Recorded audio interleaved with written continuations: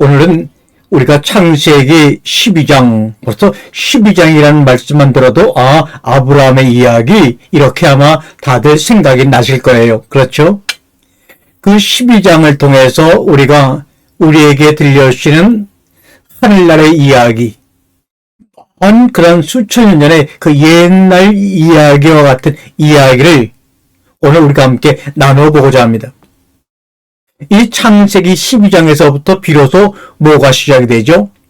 이제 역사 시대를 맞이해서 인간의 역사가 시작이 되는데, 그 역사의 주인공, 시조가 바로 아브라함입니다. 원래 이름은 아브라함이 아니라 아브람이었어요.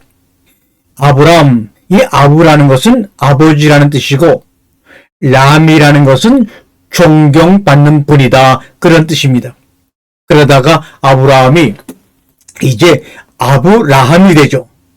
아브라함은, 아브는 원래대로 아버지란 뜻이고, 람이라는 것이 족속, 민족이란 말로 아브라함은 이제 민족의 조상이 된다, 이런 이야기입니다. 그래서 아브라함이 어떻게 하나님으로부터 부르심을 받게 되었는지, 밑도 끝도 없이, 아무 설명도 없이, 이유도 없이 아브라함이 부르심을 받는 그런 기사가 늑닥없이 창세기 12장에 등장을 하죠. 아무런 이유 없이 갑자기 등장을 합니다. 그 이야기가 창세기 12장 1절에 어떻게 시작하냐면, 여호와께서 아브라함에게 말씀하셨다, 이렇게 말합니다. 하나님은 성경을 보니까 2명, 3명을 동시에 부른 적이 없더라고요. 오직 하나님은 한 명만을 부릅니다. 왜 아브라함을 불렀는지 성경에서 이야기를 하지 않으니까 알 길이 없어요. 잘 몰라요. 그러나 중요한 것은요, 아브라함이 하나님의 음성을 들었다는 거지요. 이 음성이 자연의 소리였는지, 침묵의 소리였는지, 혹은 하늘의 벼락 소리였는지는 몰라요. 왜? 우리가 그 현장에 있어 보지 않아서요.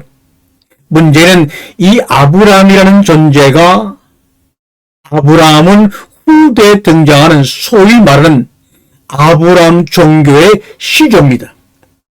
아브라함의 종교는 유대교, 그리스도교, 이슬람교가 모두 아브라함을 시조로 하고 있지요. 그러니까 아브라함은 오늘날 75억 인구의 거의 반 이상이 되는 30억 이상의 신앙을 가진 사람들의 조상이에요. 참 엄청난 일 아닙니까? 그 얘기에 하나님이 아브라함이라고 하는 어떤 존재를 갑자기 느닷없이 불렸다는 거예요. 나중에 후대 얘기를 들어보면 아브라함이 굉장히 큰 부자였다고 하더군요. 욥기서에 나오는 욥처럼 부자였다고 합니다. 근데 여기서 갈대아 우르에서 불렀다고 하는데, 이 갈대아 우르가 아니라 사실은 창세기 12장은 아브라함이 하란에 있었거든요. 그러니까 12장 4절 보면 하란은 오늘날 시리아 지역이에요. 하란은 대상들이 시리아 북쪽 하단에서 쭉 넘어가서 메소포타미아 우르까지 가는 지역을 이야기합니다. 그것을 비옥한 초생딸 지역이라고 하는데, 하란은 비옥한 초생딸 지역의 그 한가운데 위치한 아주 무역이 성대하고 풍부한 그런 도시였습니다.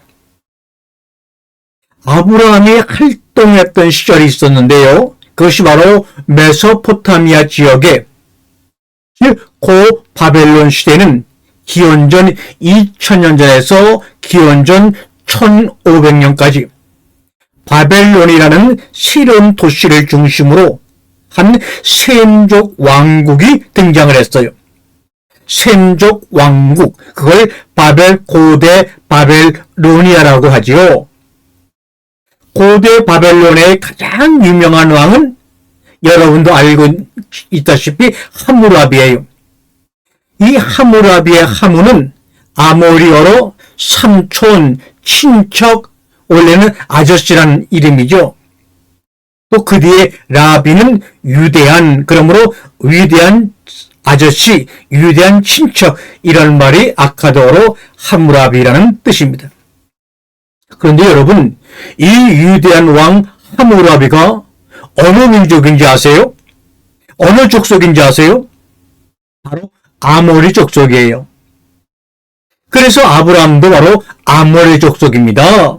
그러니까 이 아모리 족속의 대이동이 있었던 시대가 바로 기원전 19세기부터 15세기라고 합니다. 그래서 그 당시 이 사람들이 먹을 거를 찾아서 이집트까지 왔다 갔다 그 비옥한 초생딸 지역을 왔다 갔다 했다고 하는 기록이 고문서에 등장을 하죠. 그래서 이집트에서 이 아모리 족속이 양떼를 끌고 들어왔다 나갔다 하는 그 모습을 그린 벽화가 발견되었어요. 이렇게 왔다 갔다 하는 사람들이 성서에 나오는 아모리 족속인데 아카드어로는 아모르라는 말에서 유래되었습니다. 이 아모르가 무슨 뜻이냐? 서쪽에서 온 사람들이란 뜻입니다. 그러면 이 사람들이 도대체 서쪽 어디에서 왔을까요? 네, 메소포타미아로부터 시리아에서 팔레스타인을 거쳐 이집트로 왔던 떠돌이라고 유랑민족이라고 생각하면 돼요. 유랑민. 이 사람들이 바로 아브라함의 조상들인 아모리 족속들이에요. 그런데 이 아모리 족속들에 대한 용어가 말이죠. 기원전 14세기에 또 다른 말로 용어로 대체돼 버리고 맙니다. 그게 무슨 용어냐고요? 한번 여러분이 맞춰보세요. 여러분이 알고 계세요. 아모리라는 말이 히브리라는 말로 대체가 됩니다. 히브리. 기원전 14세기에 이집트가 그 당시에 팔레스타인을 완전히 지배하고 있었거든요. 점령하고 있었다는 말이에요. 그래서 이쪽에 이집트 군대가 주둔하고 있었는데 그 당시 아카드라는 문서를 보게 되면 그 문서에 이 히브리라고 하는 사람들이 뭘 불평을 하느냐면 여기에 불평하는데 이 사람들이 뭘 불평하느냐면 여기에 이상한 집단들이 와서 이집트가 만든 군대 요새를 자꾸 공격한다고 하는 불평이 아카드라 문서에 기록되어 있습니다. 모세 출애굽 당시에도요, 사실 모세가 하나님이 약속한 땅이라고 적각꿀이 흐르는 땅이라고 해서 글로 알지 못하고 하나님의 인도를 받아가지고 가나안 땅에 들어가지만 그 당시에도 여전히 가나안 땅은 이집트가 점령한 이집트의 그런 지배를 받는 땅이었어요. 그러니까 이집트에서 탈출해서도 결국 가는 곳은 이집트가 다스리는, 이집트가 지배하는 가나안 땅으로 간 거예요. 이게 도대체 무슨 의미가 있는 겁니까? 우리가 언제 한번 서로가 시간을 내서 이 문제를 가지고 이야기를 나눠보게 되면 아주 중요한 재미있는 토론거리가 될 것 같아요. 바로 히브리인들, 이 사람들을 또 뭐라 그러냐면 앞비루라고 그래요. 앞비루.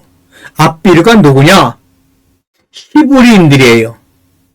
드디어 기원전 14세기에 비로소 히브리인들이라는 말이 등장을 합니다. 이전까지는요, 기원전 14세기 전까지는요, 아브라함 때도 히브리라는 말이 없었어요. 등장하지 않았어요. 그러면 이 히브리라는 말이 무슨 뜻이냐면요, 이게 나중에 등장하는 히브리인들의 이름이 되어버렸어요. 그런데 히브리인들이란 뜻은 히브리, 경계를 넘어가는 사람들이란 뜻이에요. 경계를 넘나드는 사람이란 뜻이에요. 국경을 넘나드는 사람들이란 뜻이에요. 그래서 유대인들한테 가장 큰 절기가 뭐겠어요? 경계를 넘는 6월, 그래서 패스오버 6월절이라는 뜻인데 자기네들의 정체성이 되어버리고 말았지요. 그러니까 이게 기원전 19세기에서부터 완전히 막강한 호전적인 세민족 군사 국가가 등장하면서 거기에 합류하지 못하고 그 당시에 밀려난 유목민들이 그 주변의 고대 근동을 유랑하기 시작했다는 거예요. 그때 도시의 그 성 안에 정착하지 못한 사람들이 새로운 희망을 찾아서 경기를 마음대로 넘나드는 사람들이 등장했는데 이 사람들이 이브리라는 뜻이에요. 이브리가 바로 우리가 말하는 히브리인들입니다. 히브리인들. 그래서 첫 번째 이 아브라함을 아모리 족속이라고도 하고 히브리인이라고도 성경서 말하고 있는 거예요. 그래서 히브리인들 도대체 그럼 뭐하는 사람들입니까? 네, 한 곳에 정착하지 않고 도대체 이 사람들은 뭐하는 사람입니까? 바로 이동하는 사람들입니다. 유목민입니다. 지금도 인터넷이나 유튜브나 AI를 통해서 많은 사람들이 국경을 초월하고 나라를 초월하고 민족을 초월해서 그 인터넷상에서 막 떠다니죠. 이것을 우리는 디지털 유목민이라고 하죠. 고대 사람이 보게 되면 현대인들이 바로 디지털 유목민이에요. 우리도 지금 경기를 넘나드는 유목민의 삶을 살고 있어요. 그래서 12장 1절이 뭐냐? 이동에 관한 이야기를 하고 있는 거예요. 떠나는 거예요. 하나님이 아브라함을 만나서 요구한 게 있습니다. 뭐죠? 단 한 가지밖에 없어요. 떠나라. 새로운 아이덴티티를, 새로운 너에 대한 정체성을 가지기 위해서 내가 세상을 살면서 내가 우연히 부여받은 것들을 버릴 수가 있니? 이걸 물어보는 거예요. 이런 거를 다 폐기할 수가 있니? 이걸 물어보시는 거예요. 사람들은 우연히 자기에게 주어지는 환경들, 자연들, 환경들 안에서 안주하다가 인상을 그대로 맞춰버리고 말거든요. 그것이 아니라 새로운 아이덴티티, 새로운 정체성을 찾기 위해서 감히 여기를 떠날 수 있느냐? 이게 바로 신앙의 근본입니다. 신앙의 뿌리예요. 창세기 12장 1절은 말이죠. 버리는 것에 대한 얘기예요. 그러므로 창세기 1장은 새로운 창조에 관한 이야기란 말이에요. 엄청난 새로운 창조의 사건이 시작되는 첫 길목이에요. 그래서 여호와 하나님이 아브라함에게 말씀하시죠. 제가 12장 1절을 참으로 소중하게 여기는 것은 여기에 보니까 떠나라 할 때 어떤 히브리어가 사용되냐면 레크르카라는 말이 사용됐어요. 히브리인들은 창세기 12장 1절을 말할 때 레크르카 이렇게 생각합니다. 히브리어로 레크는 뭐냐? go, 떠나라는 뜻입니다. 그러면 르카라는 말은 뭐냐? 영어로 말하면 for self, 너를 위하여 이런 말입니다. 그러므로 레크르카라는 말은 너를 위해서, 누구도 아니고 너를 위해서 떠나라는 의미에서 레크르카는 그 뒤에도 유대인들의 정체성이 되어버리고 말았습니다. 그런데 저한테 이 구절에서 레크라는 말은 떠나라는 말은 번역이 되었는데 이 구절에서 가장 중요한 핵심 사항은요, 르카라고 하는 전치사예요. 르에다가 플러스 2인칭 대명사 카가 붙으면 뭐가 되느냐? 너를 위해라는 말로 변화가 되는데 히브리 문법에서는 신기하게 이 단어를요 따로 번역을 안 해요. 그래서 우리나라 성경이나 다른 모든 번역본에 르카라는 말, 너를 위하여라는 말이 번역이 안 돼 있어요.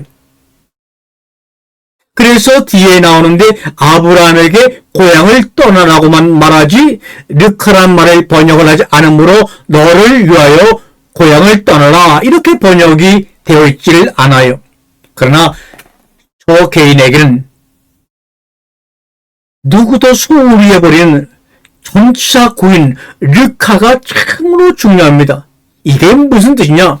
너 자신을 위하여, 이런 뜻입니다. 너 자신을 위해서 떠나라. 너 자신을 위해서 버려라. 이게 얼마나 대단히 우리에게 중요한 문장인데 이거를 번역을 안 하고 그냥 버려둡니까? 이제부터는 그렇게 하면 아니 되겠지요. 그런데 떠나가면서 하나님이 뭐라 그러냐? 아브라함아, 너 자신을 위해서 이 세 가지를 버릴 수 있니? 이게 신앙의 가장 중요한 시험이에요. 첫 번째가 뭘까요? 내가 태어난 땅을 버릴 수가 있니? 이거지요. 이 고대 사회에서 자기가 태어난 땅은 뭐냐? 자기를 보호할 수 있는 유일한 보물이에요. 고대 하무라비 법전이나 우르나무 법정을 보게 되면 자신이 태어난 도시나 국가를 떠나선 어떤 법적인 보호도 받지를 못해요.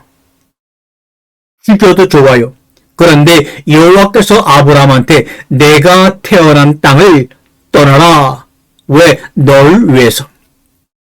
내가 삶의 터전을 유지하는 모든 발을 디딛는 모든 장소에 연연해하지 말고 그거를 떠날 수 있느냐 이거예요. 첫 번째는 고향을 떠날 수 있느냐 주님이 물어보시는 거예요. 고대 사회에서 우리가 이런 경우가 있잖아요. 어떤 사람이 살인죄를 저질렀어요. 그러면 어떻게 하는지 아세요? 죽이지 않고 그대로 성 바깥으로 내보내면 돼요. 성을 떠나게 하면 돼요. 그러면 그것 자체가 그에게는 죽음이기 때문에 그렇습니다. 엄청난 가혹한 욕을 하는 거예요. 성을 떠나라고 하는 것은 그 당시에 간섭으로 보게 되면요. 내가 태어난 땅을 떠날 수 있느냐? 엄청난 욕을 하는 거예요. 창세기 12장 4절에 이 하란 땅을 떠날 때 아브라함이 몇 살이었다고요? 75세였대요. 그러니까 여러분이 아직도 75세가 안 됐다면 지금 떠나셔도 돼요. 제가 나이가 올해 70살인데 그러면 저도 75세가 안 되었기 때문에 충분히 떠날 수 있다고 하는 용기와 희망을 갖고 이 말씀을 드리는 거예요. 네가 떠남으로 말미암아 완전히 너의 운명을 하나님께 맡길 수 있느냐 이거지요. 두 번째는요. 너의 친족을 떠날 수 있느냐 이겁니다. 나를 보호하는 가장 큰 단위는 내가 태어난 고향이자 내가 태어난 도시이자 내가 태어난 공동체일 거예요. 그렇잖아요? 그 중에서 나라는 인물, 내가 칠씨라면 칠씨를 중심으로 한 가족, 패밀리가 있을 거 아니에요. 거기는 삼촌도 있고 고모도 있고 팔촌도 있고 동생도 있고 오빠도 있고 누나도 있고 그런 모든 패밀리, 친족으로부터 떠나래요. 그 다음에 세 번째는 너의 아버지의 직계 가족으로 아버지의 집으로부터 떠나라는 거예요. 아버지의 집은 직계 가족이에요. 나를 보호할 수 있는 마지막 가장 작은 최소 단위가 직계 가족이에요. 이것으로부터도 떠나래요.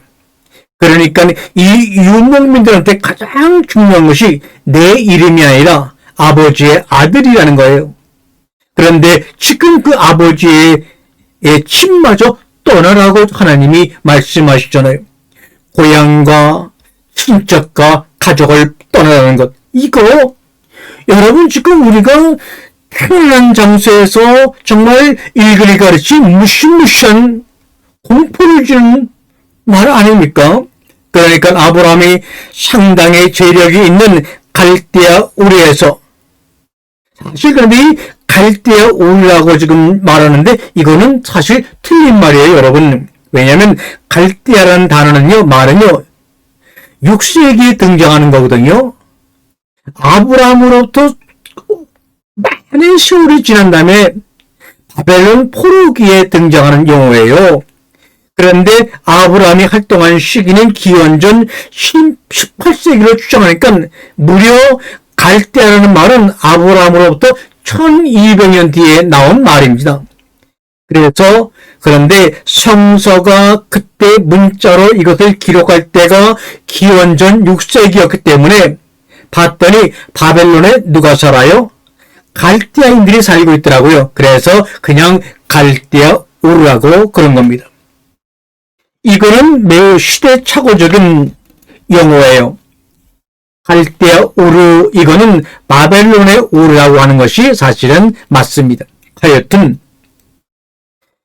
하여튼간 갈대아 우르에서 유명무이로 욥과 같이 상당한 재력이 있던 사람이 바로 아브라함인데 그 모든 것을 다 두고 떠나라고 한 거예요.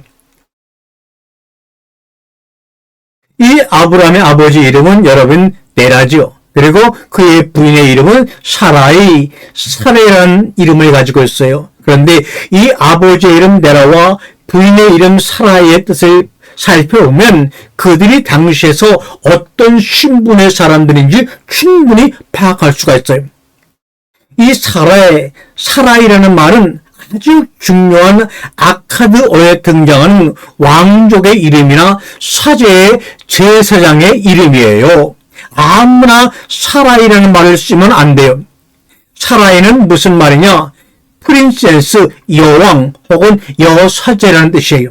그러니까 사례라는 말도 사실은 사라이라고 해서 여성의 의미로 해서 이것이 바로 메소포타미아에서 여왕이나 여사제를 의미하는 이름이었다는 거예요. 바로 아브라함의 아내의 이름이. 그 다음에 고대 바벨로니아 용어의 데라는 이것도 참으로 중요한 이름이 뜻이에요. 무슨 뜻인지 아세요? 데라. 당신은 달신을 섬기는 사람입니다. 라는 뜻이 바로 데라예요. 그러니까 분명히 아브라함의 아버지가 고향이 어디냐? 우르 출신이었을 거예요. 우르는 달신을 섬기는 아주 풍성한 도시였어요. 우리의 가장 중요한 신이 있는데 그 신이 난나 신이라고 바로 달신이에요. 거기에는 사랑과 풍요와 전쟁의 여신 이스타 여신도 있고 많은 신이 있지만 가장 중요한 신은 난나라고 불리는 달신이었어요. 이 이집트와 달리 메소포타미아에서는요, 가장 중요한 신이 태양신이 아니에요. 왜냐? 이 메소포타미아 사람들은요, 항상 밤에 이동하기 때문에 달의 위치와 달의 모양을 가지고 날짜를 계산하고 농사를 짓고 이동 방향을 결정하기 때문에 그들에겐 달신이 너무너무나 중요한 신이었어요. 그래서 아브라함의 아버지도 달신을 섬기는 사람이었고 아브라함의 부인 사라이도 달신을 섬기는 여자 사제였을 가능성이 많다는 것이 전문가들의 의견이에요.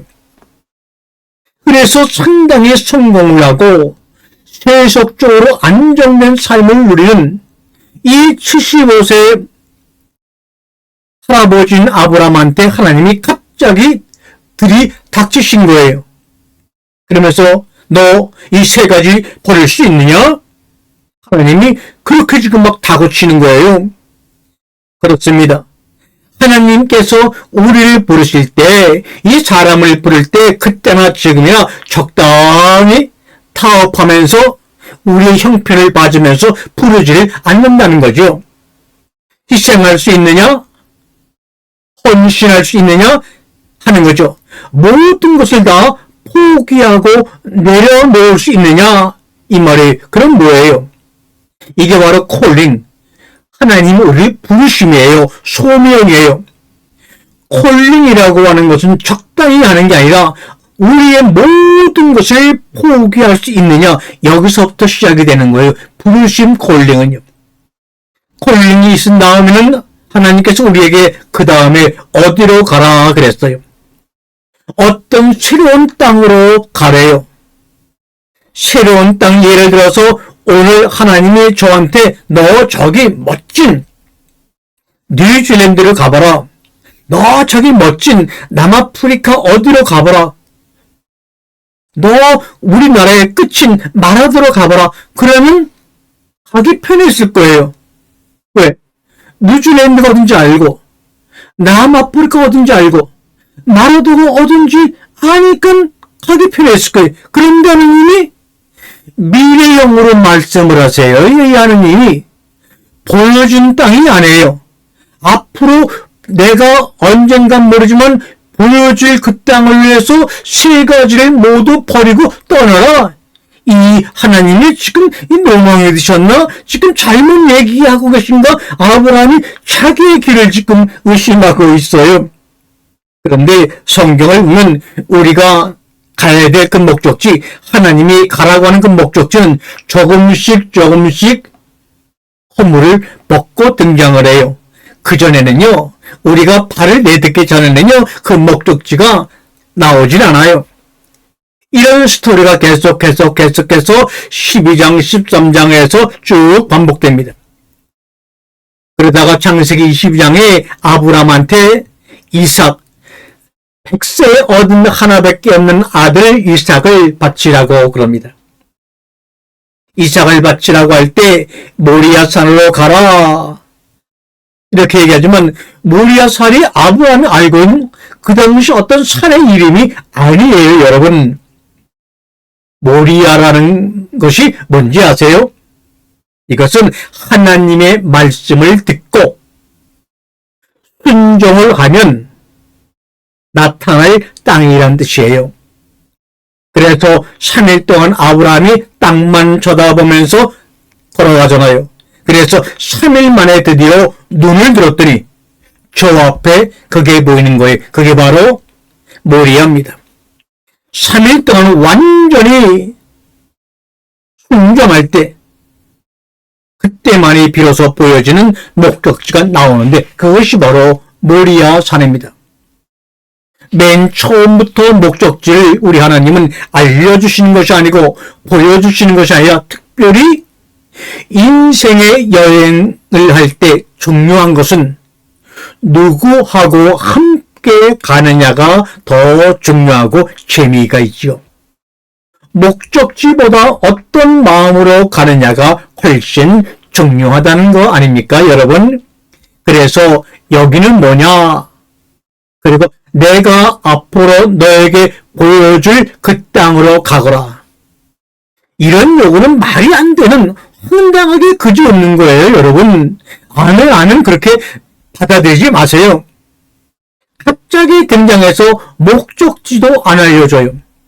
그러나 그래서 하나님은 아브라함한테 엄청난 삶의 천체를 요구합니다.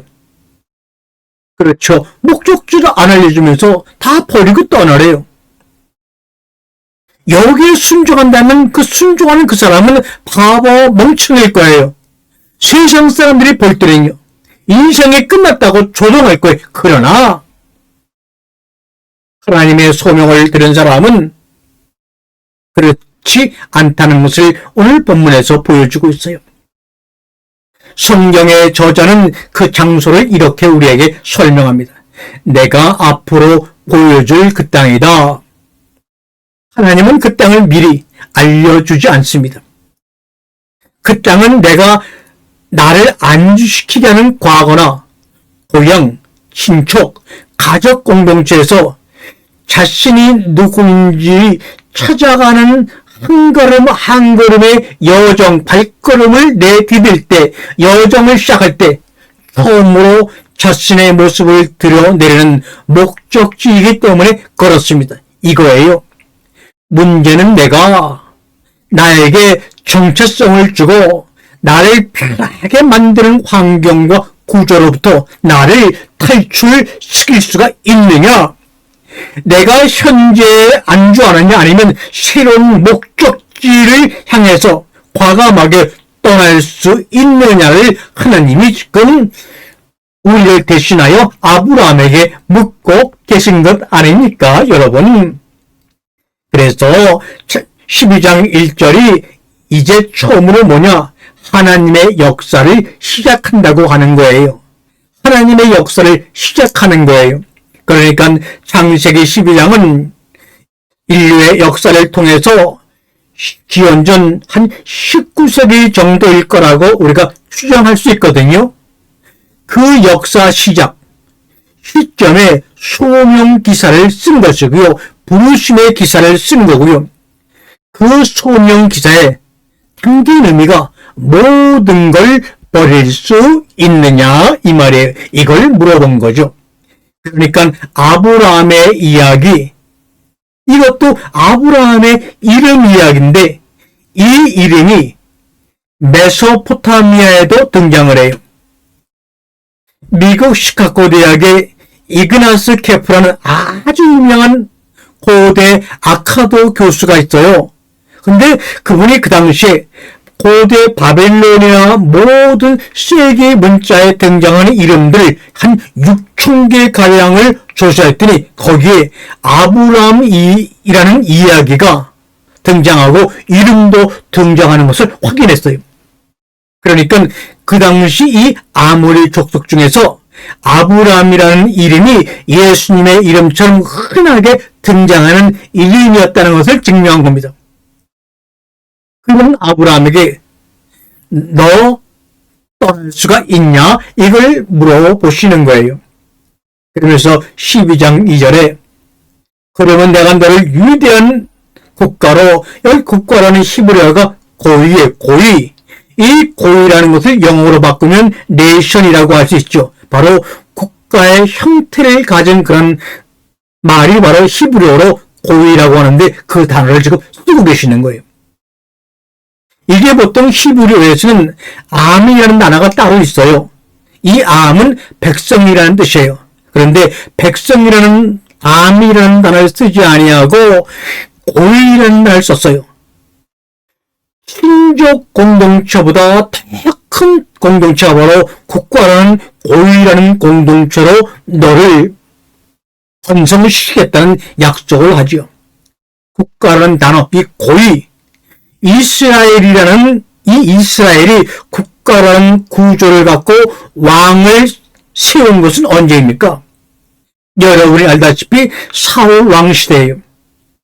사울 시대는 아브라함이 갈대아 우르와 하란을 떠난 시기와 비교하게 되면 1000년 뒤에 국가가 만들어지는 거예요.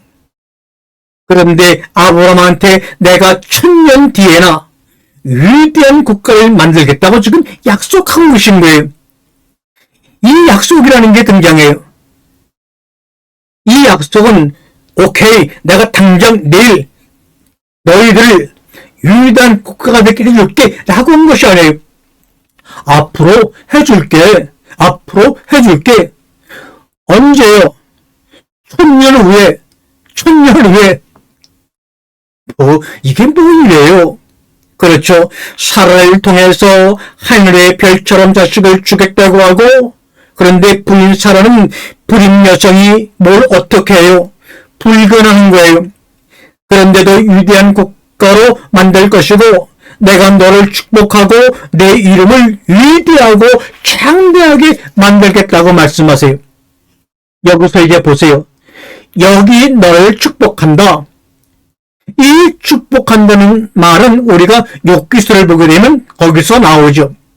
이 축복이라고 하는 히브리어 바라크라는 말은 축복입니다. 그런데 어떨 때는 욥기서를 보게 되면 이 축복이라는 바라크라는 말이 축복이라는 뜻도 되지만 저주라는 뜻도 같이 사용되고 있어요. 신기하게 이 바라크라는 것은 축복인데 축복이 그럼 뭐냐? 바라크가 물질적인 의미로 구체적으로 베렉이라는 단어에서 왔어요. 베렉은 뭐냐? 사람들의 그 다리 가운데 무릎 있죠. 무릎을 베렉이라고 합니다. 그러니까 이 바라크라는 축복이라는 단어는 무릎이라는 단어에서 왔어요. 바라크, 무릎을 꿇다 이런 말입니다. 무릎. 그러니까 여러분 한번 생각을 해보셔요. 복이라는 것이 무엇이냐? 이 복이라는 것은요, 자신의 삶에서 자신이 해야 될 궁극의 목소리를 듣고 그거에 순종하는 것이 복이다 이 말이에요. 여기에 물론 물질적인 복도 있을 수가 있지요. 그거는 부차적인 것이고요. 심지어 없어도 돼요. 그리고 내 이름이 위대하게 될 것이다 라고 얘기해요. 다시 말할까요? 여러분, 복이란 무엇인가요? 내가 이 세상에 누릴 수 있는 최고의 복은 무엇일까요?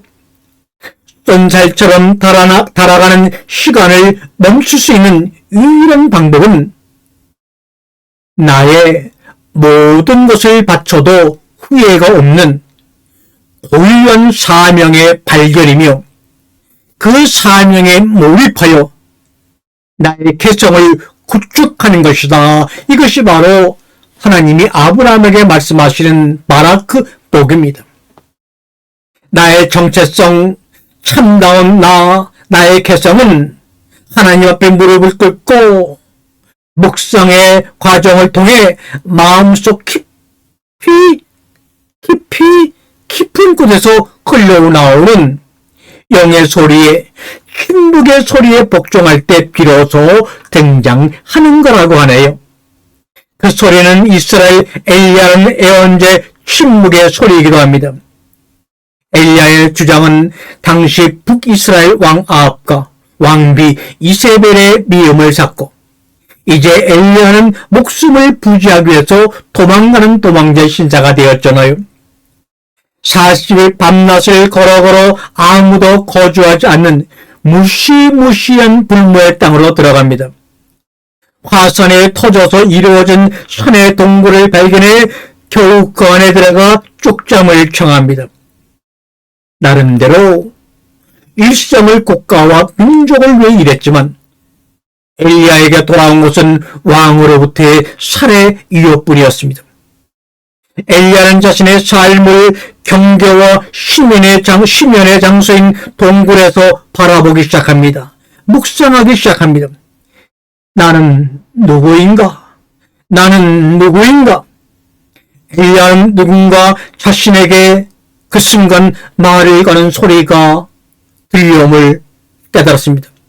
그런데 주변을 돌아보니까 아무 소리가 들리지도 않고 아무것도 보이지 않는 동굴에 누워 자신을 세밀하게 관찰합니다.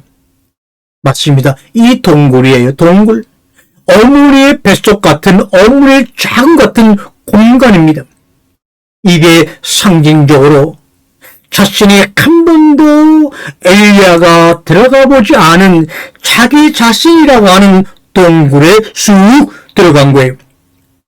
그 순간 들을 수 없을 만큼 작은 소리가 들립니다. 그 소리는 누구나 들을 수 있는 소리가 아니라 온전히 자기 자신에게 몰입할 때 서서히 들리는 내면의 소리예요. 이거예요. 아마도 아인슈타인이 일반 상대성 이론을 수학으로 풀기 전에 들었던 영적인 소리와 유사한 소리가 아닐까요? 엘리야는 이 마음의 소리를 듣기 시작하자 다시 불평합니다. 하나님, 내가 일생을 올바르게 당신을 믿으며 살았는데 이런 꼴이라니 차라리 여기서 죽는 것이 낫겠습니다. 그러자 그 마음의 소리가 말합니다. 나는 내가 찾는 하나님이다. 지금 내 앞에서 내 모습을 드러내겠다. 산 위에 서서 나를 찾아보거라. 크고 강한 바람이 불어와 산을 쪼개고 지진이 일어나고 화산이 분출하여 큰 용암을 터졌으나 그 안에 하나님은 없었고 그러나 불이 다 지나간 후에 섬세한 가운데 침묵의 소리가 들려오기 시작했습니다. 엘리야는 바로 그 순간에 하나님이 바로 섬세한 침묵의 소리라는 것을 깨닫습니다. 그는 이 경계의 심연에서 자신의 마음속에 깊이 숨겨진 위대한 자신의 소리를, 그 소리를 들을 수 있는 영웅이 된 것입니다. 영웅. 섬세한 침묵의 소리, 어떻게 보니 형용 모순입니다. 누구나 들을 수 있는 소리인데 그 소리는 침묵이라는 것입니다. 엘리야는 침묵이라는 소리를 듣게 된 거예요. 엘리야가 만난 것은 자신의 심리 안에서 흘러나오는 침묵의 소리였습니다. 그것이 바로 하나님이었습니다. 하나님이 이제 자신의 거주할 장소를 인간이 만든 성소에서 인간의 마음으로 이사를 가신 거예요. 이겁니다. 유대교, 그리스도교, 이슬람교 신앙의 조상인 아브라함이 이 침묵의 소리를 듣고 복종한 겁니다. 내가 보여줄 땅으로 가거라, 이 소리를 들은 거예요. 하나님이 거주하는 성소가 바로 이제는 아브라함의 마음속으로, 우리 마음속으로 이사를 오시는 영적인 기가 막힌 순간이에요. 아브라함이 가야 할 곳을 알지도 못하고 알 수도 없는 미지의 장소였어요. 이거예요. 아브라함은 그 땅이 어떤 땅인지 어떻게 알 수 있을까? 하나님이 말하는 그곳은 아무도 가본 적이 없기 때문에 구체적이며 객관적인 장소가 아니에요. 그래서 그것이 하나님의 나라요, 하늘 나라일 것입니다. 그 장소는 하나님의 목소리를 듣고 자신만의 여행을 떠나는 자에게 주어지는 유일무이한 장소입니다. 그거는 지도에 나타나질 않아요. 내가 발을 한 발 내디딜 때 그 발자국과 이어지는 장소입니다. 하나님이 보여줄 땅은 아브라함의 자신을 중심으로 얽혀있는 인연들, 아버지의 집인 고향을 가감히 버리고 자기 자신을 위해 새로운 삶을 모색할 때 서서히 희미하게 보이다가 완전히 손에 잡게 보이는 사랑의 완성이에요. 새로운 세계를 동경하는 꿈과 비전이 없다면, 자신을 변화시킬 마음의 의지가 없다면 그는 이미 죽은 사람이요, 냄새가 악취가 풍기는 사람입니다. 새로운 변화를 위한 욕망과 그것에 대한 두려움 사이에서 새로운 길이 보이기 시작합니다. 새로운 비전과 여행은 변화를 향해 가는 근심, 불안, 좌절에서부터 시작이 됩니다. 그 어둠, 그 걱정, 그 시련, 그 고통, 그 그림자가 바로 빛이고 기쁨인 겁니다. 부모의 집, 고향, 땅이라는 단어는 이 문맥에서 아브라함이 자신을 보지 못하도록 만드는 편곡과 왜곡과 기전적인 통념을 의미하는 거예요. 아브라함 자신도 알지 못하는 사이에 그의 습관이, 그의 교리가, 그의 세계관이 형성되었어요. 그런 것들을 버려야만 새로운 세계를 구축할 수가 있는 것 아니에요? 이런 것들이 바로 교리입니다. 이런 것들이 이데올로기요, 철학입니다. 그걸 뭐라고 붙들고 있어요? 이제 내려놓읍시다. 여러분 마음속에 들리는 것이 훨씬 교리보다 거룩하거든요. 그런데 사람들은 자기 자신을 믿지를 못해요. 자꾸 그래서 누구인가한테 교리의 믿음에 매달리려고 해요. 왜 하나님은 그런 엄청난 시험을 아브라함한테 하는 걸까요? 여러분 이거 보세요. 여러분 마음속에 나오는 그 미세한 소리가 가장 그게 거룩한 거거든요. 그거를 간직하면 다른 모든 것들이 허물어지고 맙니다. 그런데 그 자신이 없기 때문에 다른 엉뚱한 걸 자꾸 붙잡으려고 그래요. 당신이 교리를 만들었냐고요? 당신이 언제 교리 만드는 거 보기엔 했냐고요? 나 상관도 없는 그 교리 원죄에서 벗어나지 못하고 매달려 있는 꼴을 보면 안타깝지 않나요? 교리가, 원죄가 우리에게 구원과 평안을 주는 것이 아니에요. 그것이 천국으로 가는 길이 아니에요. 아브라함이 자신의 전부를 포기하려는 명령을 따른다면 하나님이 복을 내리겠다고 약속하십니다. 그러나 그 약속의 시작으로 하나님은 황당한 약속을 주는데 아브라함은 다시 우르와 하란을 떠나는 명령을 받아들입니다. 이 명령은 아브라함이 자신의 삶에서 가장 중요한 것을 버리고 하나님이 원하는 삶을 살기 위한 영적인 여행을 떠날 수 있는지에 대한 시험입니다. 그렇죠. 시험입니다. 하나님이 우리를 위해 준비하는 삶은 과거로부터의 단절, 삶에 대한 근본적인 시각의 변화가 없이는 도달할 수 없는 곳입니다. 하나님이 아브라함에게 한 약속들을 사실 좋아해야 될지 슬퍼해야 될지 애매합니다. 내가 너를 위대한 나라로 만들겠다고 약속하시죠. 이게 황당합니다. 아브라함은 이 약속이 1000년 후에나 이루어지려고는 조금 더 상상할 수도 없었겠죠.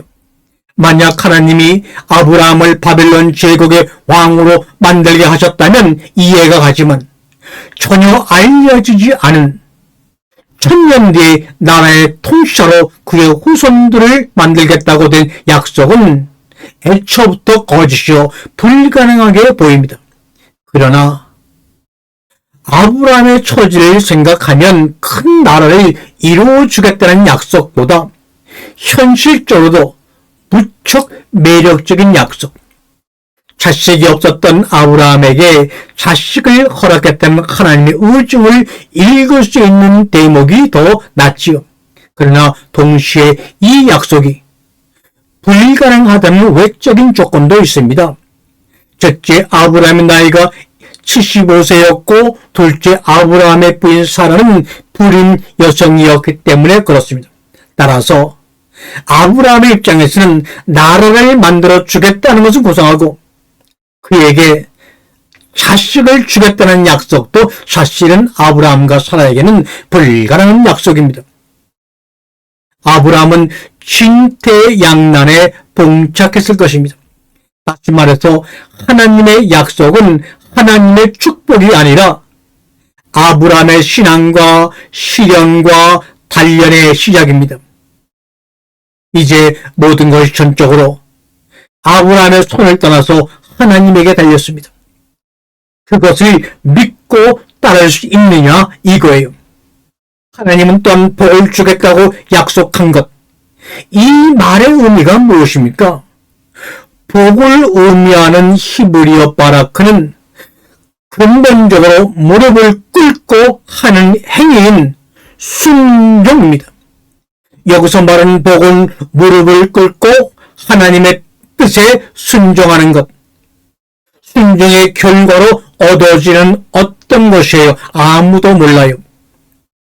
우리 사람에게는 누구에게나 일생에 몇 번의 기회가 주어지는데 그 기회는 모든 것을 바칠 만한 획기적이면서도 거부할 수 없는 매력인데 모든 인간은 들에 핀 꽃처럼 유일하고 숭고하고 비교 불가한 존재입니다. 각자의 유전자 아래 숨겨진 자신만의 악보를 찾아야 합니다. 자신만의 악보를 찾아서 일생을 사는 동안에 연주하는 것만큼 거룩한 것이 없어요. 다른 사람이 만들어낸 삶을 흉내내는 것만큼 시시한 것이 없어요. 자신만의 길에 들어서는 순간 우리는 이미 모리아산의 목적지에 와 있는 거예요. 복이라고 하는 것, 바라크라고 하는 것은 목숨도 아깝지 않을 만큼 간절한 길을 찾아 그 길을 떠나는 순종만이 참 복입니다. 하나님은 우리에게 자신이 원하는 삶을 깨달아 그런 영적인 삶을 오늘 이 장소에서 행동으로 한 발 한 발 옮기는 것이 복이라고 분명히 말씀하고 계세요. 우리는 자신의 숙명을 따르면 우리는 새로운 존재가 됩니다. 아브라함은 자신의 고향을 떠나는 순간 이름을 잊어버리고 맙니다. 하나님은 아브라함에게 야 아브라함아 그 신경 쓰지 마. 내가 너한테 멋지고 새로운 이름을 주겠다고 말합니다. 그리고 그 이름을 위대하게 만들어 주겠다고 합니다. 거룩한 여행을 떠나는 자신을 믿는 순간 그는 어떤 존재도 감히 한 번도 연주한 적이 없는 하늘나라의 천상의 음악을 작곡할 것입니다. 이 새로운 음악의 성서는 바로 새로운 이름이라고 한 겁니다. 아브라함. 75세가 되도록 자식이 없는 아브라함, 아내가 불임 여성인 아브라함, 그의 이름은 곧 없어질 위기에 놓여 있습니다. 그렇죠. 하지만 하나님은 아브라함에게 더 이상 내가 지금까지 가진 이름을 잊어버려라. 그렇게 말씀하세요. 이름이라고 하는 것은 고대나 지금이나 개인의 삶에서 가장 중요한 부분이죠. 셈족이라는 나라가 이 이름이라는 셈에서 만들어진 것 아닌가요? 유목민들은 자신의 정체성을 이름을 통해서 이루어진다고 믿는 사람들입니다. 그 이름 역시 역사, 기억, 명성으로도 번역이 되는 단어입니다. 하나님의 말씀을 믿고 과감히 영적인 여행을 떠난 아브라함과 사라의 마음속에 자식을 낳을 방법이 없는 상황에서 어떻게 하나님의 뜻을 이룰 수 있었을까? 아브라함은 하나님의 말대로 길을 떠났습니다. 하란을 떠날 때 그의 나이가 75세였대요. 사랑하는 성도 여러분, 이 방송을 듣는 모든 성도 여러분, 나는 누구에게 복종하는가? 나는 내 내면에 숨어있는 거룩한 목소리의 요구에 복종하는가? 그래서 오늘 창세기 12장 1절과 2절의 내용을 갖고 말씀의 이야기를 나눴습니다. 오늘의 이 말씀은 이제 새로운 역사를 시작하는 아브라함과 우리들에게 이 두 가지를 요구하고 있습니다.